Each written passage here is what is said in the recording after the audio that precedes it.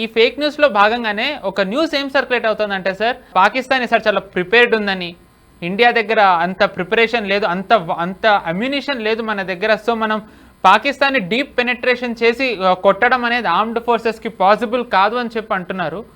In fact చెప్పాలంటే కొన్ని చాలా ప్రామినెంట్ ఇండియన్ ఆరిజిన్ ఉన్న ట్విట్టర్ హ్యాండిల్స్ కూడా వీటిని సర్క్యులేట్ చేస్తున్నాయి. దురదృష్టవశాత్తు పాకిస్తాన్ వాళ్ళు వీటిని బేస్ చేసుకుని వాళ్ళు ఇదిగోండి ప్రూఫ్ అని అంటున్నారు.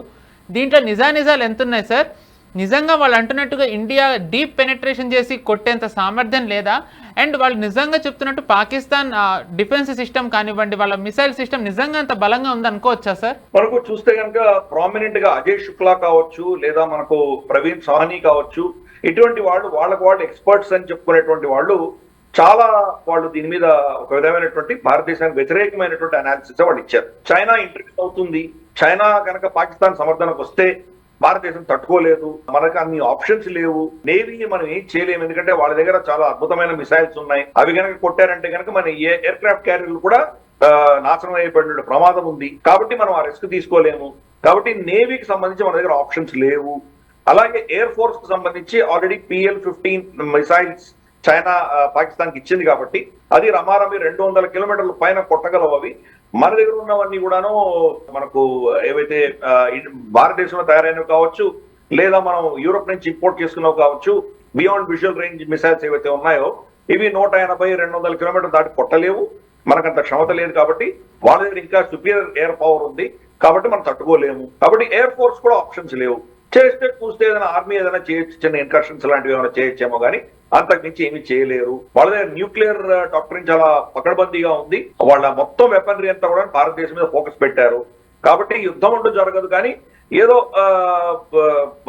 ఏదో కంటి తుడుపు కోసం ఏదో చిన్న యాక్షన్ చేసి వదిలేస్తారు అని వీళ్ళ విశ్లేషణ అంతా మనం చూస్తున్నాం. కానీ సత్యాసత్యాలు ఏ యుద్ధమైనా కానీ ఒక ఆర్థిక పరిస్థితి, ఆర్థిక శక్తి ఆధారంగా యుద్ధాలు గెలవడం, ఓడిపోవడం జరుగుతుంది. ఈ రోజు మనం రష్యా చూసామంటే కనుక రష్యా ఎప్పుడో కుప్పకూలిపోవాల్సింది, ఎందుకంటే మొత్తం నేటో వెస్ట్ అందరూ కూడాను జెలెన్స్కీని, యుక్రెయిన్ ని సపోర్ట్ చేశారు. కానీ స్టోరీ కట్ చేస్తే గత 4 ఏళ్లలో అన్ని ప్రపంచంలో ఉన్న కరెన్సీలన్నీ కూడాను డాలర్ తో పోల్చి చూస్తే అన్ని కొలాప్స్ అయింది. అన్నిట్లోనూ మనం పతనం చూసాం, ఒక్క రూబుల్ తప్ప.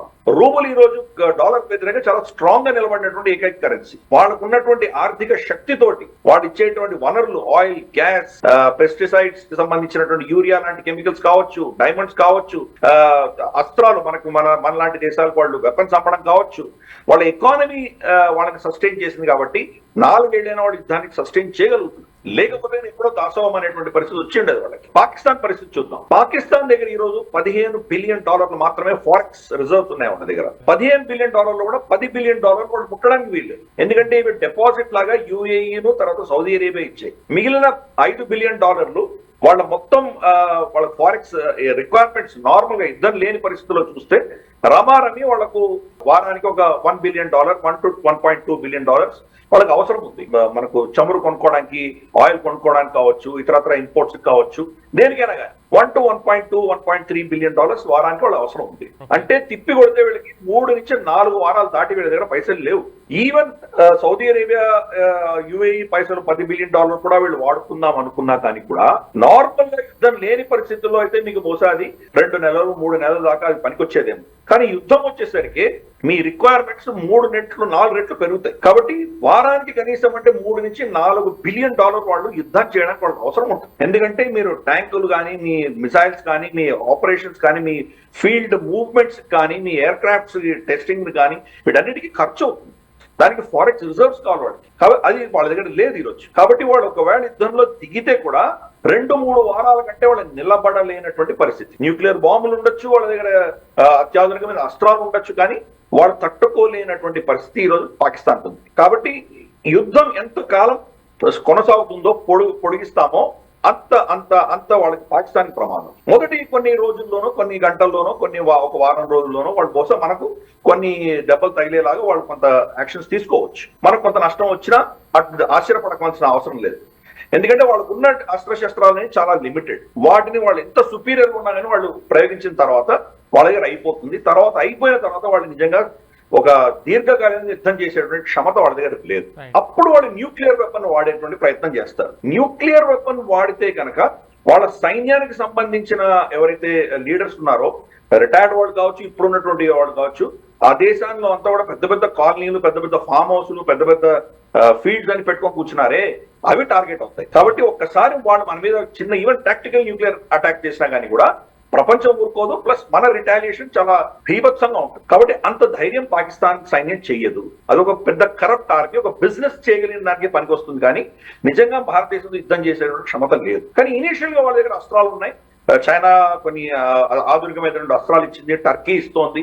కాబట్టి వీటిని మన మీద ప్రయోగం చేస్తే మనకు కొంత నష్టం వచ్చినా మనం ఆశ్చర్యపడక్కర్లేదు. కాబట్టి ఈ యొక్క నేరేటివ్ ఏదైతే ఉందో, పాకిస్తాన్ మనకంటే చాలా స్ట్రాంగ్ గా ఉండేది చాలా తప్పు. యుద్ధం అన్నది ఎకానమీ ఆధారంగా నడుస్తుంది. ఈరోజు చైనా ఎకానమీ మనకంటే 5 రెట్లు పెద్దది. కాబట్టి మనం ఈరోజు చైనాతో యుద్ధం చేసామంటే కనుక వాళ్ళ ఎకానమీతో యుద్ధం చేస్తున్నాం మనం. కాబట్టి మన ఎకానమీ ఎంతగానో సస్టైన్ చేయగలదు అనేది మనం అర్థం చేసుకోవాలి. యుక్రెయిన్ ఆఫ్ కోర్స్ వాళ్ళకి ఎకానమీ చాలా చిన్న ఎకానమీ, మొత్తం యూరోప్ తో యుద్ధం చేస్తోంది ఈరోజు రష్యా. అమెరికా, యూరోప్ కలిసి వాళ్ళ ఎకానమీతో యుద్ధం చేస్తోంది రష్యా. యుక్రెయిన్ కాదు, యుక్రెయిన్ ఒక చిన్న పావు మాత్రమే, దాంట్లో ఒక చిన్న పాన్ అంటాం కదా మనం చెస్ గేమ్ లో, అటువంటి చిన్నది మాత్రమే. మిగతా అంతా కూడా ఈ శక్తులు నడిపిస్తున్నాయి. కాబట్టి పాకిస్తాన్ కి ఈరోజు సమర్థంగా ఉన్నటువంటి దేశాలు ఒక చేయి మీద మనం లెక్క పెట్టవచ్చు. చైనా, టర్కీ, మలేషియా, బహుశా ఖతార్ వస్తే రావచ్చు. అట్లీస్ట్ అల్ జజీరా వాళ్ళని సపోర్ట్ చేస్తోంది. ఖతార్ మరి ఓపెన్ గా వాళ్ళకి సపోర్ట్ వస్తుందా రాదా చూడాలి. సో చూస్తే కనుక 3-4 దేశాల నుంచి వాళ్ళు పాకిస్తాన్ కి సమర్థించే వాళ్ళు ఎవరు లేరు. నిజంగా యుద్ధం అంటూ వస్తే కనుక నిజంగా వాళ్ళ పక్షాన్ని నిలబడతారు లేదన్నది పెద్ద ప్రశ్న. అందుకని వాళ్ళ వార్ ఫైటింగ్ కేపబిలిటీస్ అన్నవి ఏంటో మనం అర్థం చేసుకోవాలి. లాస్ట్ టైం బాలాకోట్ స్ట్రైక్ మనం చేసి వచ్చిన తర్వాత మరుసటి రోజు వాళ్ళ మన మీద F-16 వాడి అమెరికన్ 120C మనం ఆమ్రామ్ వాళ్ళు ఫైర్ చేసినప్పుడు అది ఎక్కడి నుంచి ఫైర్ చేయాలో ఎఫెక్టివ్ రేంజ్ ఒకటి ఉంటుంది. దాంట్లో దాన్ని ఎదురు పెడుతున్నటువంటి ఆబ్జెక్ట్, మన ఎయిర్ క్రాఫ్ట్ కానీ మన ఏవాక్స్ కానీ, దానిని వాళ్ళు ఒక పర్టికులర్ డిస్టెన్స్ నుంచి కొడితే దాన్ని షూర్ కిల్ రేంజ్ అంటారు. దాన్ని నో ఎస్కేప్ రేంజ్ అంటారు. ఆ నో ఎస్కేప్ రేంజ్ లో షూట్ చేస్తే కనుక తప్పకుండా పడిపోతుంది. వీళ్ళు భయపడి అంతకంటే చాలా దూరంగా ఫైర్ చేసి వెళ్ళిపోయారు. అందుకనే ఈవెన్ F-21 మన దగ్గర ఉన్న MiG-21 కూడా ఎవేట్ చేయగలిగేదాన్ని. అంత అత్యాధునికమైనటువంటి ఎయిర్ టు ఎయిర్ మిసైల్స్ కూడా మనం తప్పించుకోగలిగాం. అంటే వాళ్ళ పైలట్స్ యొక్క ట్రైనింగ్ అంటే మనకు అర్థమైంది. ఆయనకి భయపడి వాళ్ళు పారిపోయారు. కాబట్టి ఇటువంటి సైన్యం, ఇటువంటి ఎయిర్ ఫోర్స్ నిజంగా ఎంతగానో తట్టుకోగలరు అనేది పెద్ద ప్రశ్న. సో అందుకని ఈ నరేటివ్ వార్ అనేది చాలా కీలకమైంది. మన ప్రేక్షకులు దీని గురించి అర్థం చేసుకోవాలి. నరేటివ్ వార్ లో భారతదేశం యొక్క స్ట్రెంగ్స్ మనం మాట్లాడకుండా పాకిస్తాన్ మనకి ఏం చేస్తుందో అన్న భయంతోనే మనం విశ్లేషణ చేసుకుంటూ వెళ్తే కనుక దానికి సమస్య ఎప్పుడు పరిష్కారం రాదు. ఈ వీడియో మీకు నచ్చినట్టయితే లైక్ చేయండి, 10 మందికి షేర్ చేయండి. అలాగే కామెంట్ల రూపంలో మీ అభిప్రాయాలను మాతో పంచుకోండి. Nationalist hub group of channels ను సబ్స్క్రైబ్ చేసుకుని తెలుగునాట జాతీయవాద జర్నలిజాన్ని ప్రోత్సహించండి. ఈ వీడియో కింద ఉన్న బెల్ ఐకాన్ పై క్లిక్ చేయడం మర్చిపోవద్దు.